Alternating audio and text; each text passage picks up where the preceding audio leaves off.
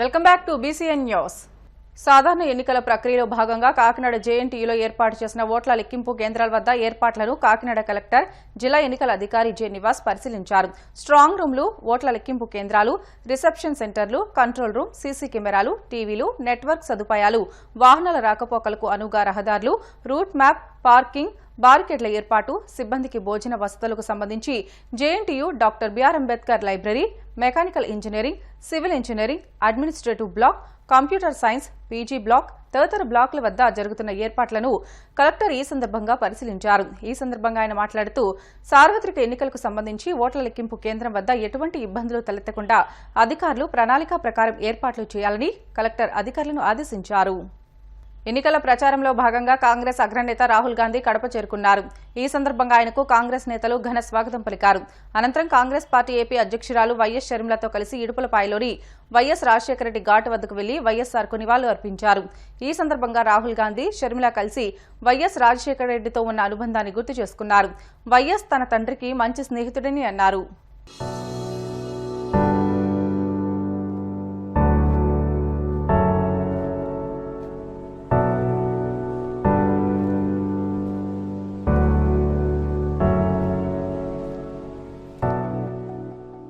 తన మీద AP CM Jagan చేసిన ఆరోపణలకు విలువలేదని తెలంగాణ సీఎం రేవంత్ రెడ్డి పేర్కొన్నారు.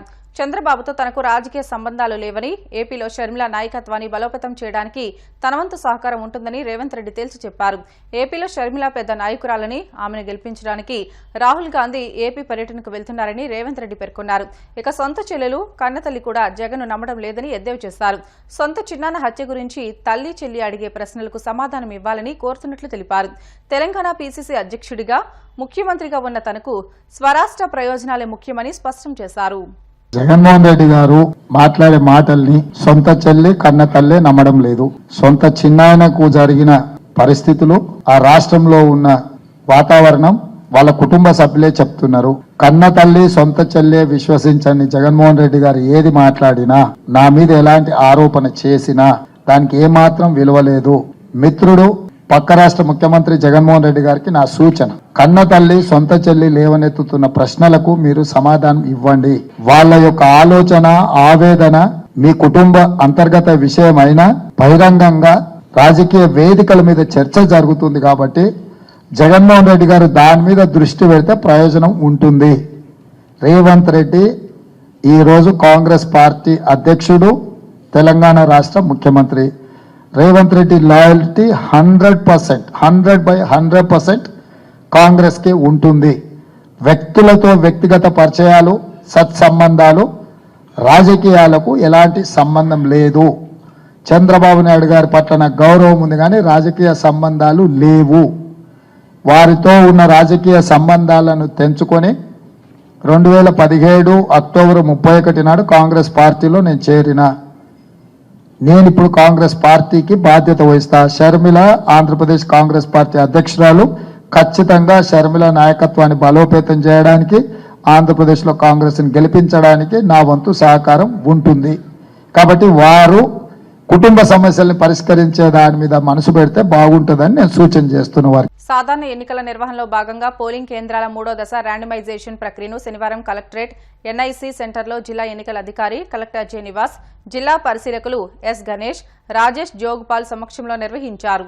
ఈ సందర్భంగా జిల్లా కలెక్టర్ జె నివాస్ మాట్లాడుతూ భారత ఎన్నికల సంఘం, రాష్ట్ర ఎన్నికల కమిషన్ సూచనలకు అనుగుణంగా కాకినాడ పార్లమెంట్, 7 అసెంబ్లీ నియోజకవర్గాలకు సంబంధించి 3వ దశ ర్యాండమైజేషన్ ప్రక్రియ ద్వారా ఈ నెల 13న జరిగే ఓటింగ్ ప్రక్రియలో పాల్గొనే పోలింగ్ సిబ్బందికి మొత్తం 1640 పోలింగ్ కేంద్రాలకు కేటాయింపు చేశామని అన్నారు. పీఓ, ఏపీఓ, ఓపీఓ, మైక్రో అబ్జర్వర్లు, ఇతర సిబ్బందికి 12న ఆయా నియోజకవర్గాల డిస్ట్రిబ్యూషన్ సెంటర్లో పోలింగ్ సామాగ్రితో పాటు ఏ పోలింగ్ కేంద్రాల్లో విధులు నిర్వర్తించాలో తెలియజేయడం జరుగుతుందని అన్నారు. పోలింగ్ సిబ్బంది అంతా ఆదివారం నిర్ణయించిన సమయానికి ఆయా డిస్ట్రిబ్యూషన్ సెంటర్లకు చేరుకోవాలని అన్నారు. పారదర్శకంగా పోలింగ్ ప్రక్రియ జరిగేందుకు అన్ని ఏర్పాట్లు చేశామని, జిల్లాలో ఓటు హక్కు కలిగిన ప్రతి ఒక్కరూ 13వ తేదీన తప్పనిసరిగా తమ ఓటు హక్కును వినియోగించుకోవాలని కలెక్టర్ కోరారు. నరసాపురం పార్లమెంట్ బీజేపీ ఎంపీ అభ్యర్థి భూపతిరాజు శ్రీనివాస్ వర్మకు మద్దతుగా నరసాపురం బీజేపీ సీనియర్ నాయకులు ఇలపకుర్తి ప్రకాష్, మునుకోటి వెంకటేశ్వరరావు ఆధ్వర్యంలో బీజేపీ శ్రేణులు బైక్ ర్యాలీ నిర్వహించారు. ఈ సందర్భంగా నాయకులు మాట్లాడుతూ నరసాపురం అసెంబ్లీ ఉమ్మడి అభ్యర్థి బొమ్మడి నాయకర్కు, నరసాపురం పార్లమెంట్ అభ్యర్థి భూపతిరాజు శ్రీనివాస్ వర్మకు ఓటు వేసి గెలిపించాలని కోరారు. కూడా విజ్ఞప్తి ఏంటంటే మన గుర్తు ఎన్నికల గుర్తు కమలం, మా ఎంపీ గారి యొక్క గుర్తు కమలం గుర్తు మీద మీ ఓటు ముద్ర వేసి, అమూల్యమైన ఓటు ముద్ర వేసి మన భూపతిరాజు శ్రీనివాసమ్మ గారిని గెలిపించవలసిందిగా మీకు అందరూ కూడా విజ్ఞప్తి చేస్తున్నాను. మన కూటమి అభ్యర్థి అయినటువంటి మన బొమ్మిడి నాయకర్ గారి యొక్క గుర్తు గాజు గ్లాస్ మీద మీ అమూల్యమైనటువంటి ఓటు ముద్ర వేసి మన కూటమి అభ్యర్థిని ఎమ్మెల్యేగా కూడా గెలిపించాలని చెప్పేసి ప్రజలందరికీ కూడా విజ్ఞప్తి చేస్తూ వార్తలు ముగించే ముందు ముఖ్య అంశాలు మరొకసారి. పిఠాపురంలో రామ్ చరణ్ సందడి, అభిమాన నటుని చూసేందుకు భారీగా తరలివచ్చిన అభిమానులు.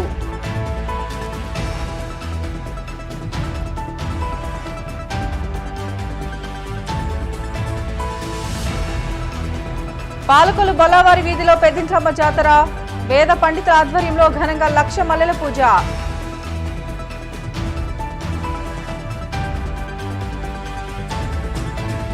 పోలింగ్ రోజున సమస్యలు సృష్టిస్తే చర్యలు తప్పవన్న కడప ఎస్పీ సిద్ధార్థ కౌశల్, ప్రతి ఒక్కరూ సహకరించాలంటూ ప్రజలకు విజ్ఞప్తి.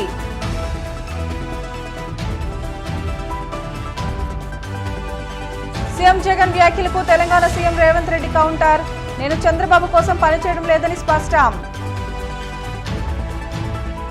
ఇవి ఇప్పటివరకు బులెటిన్లోని అప్డేట్స్. మరిన్ని లేటెస్ట్ అప్డేట్స్ కోసం చూస్తూనే ఉండండి BCN న్యూస్.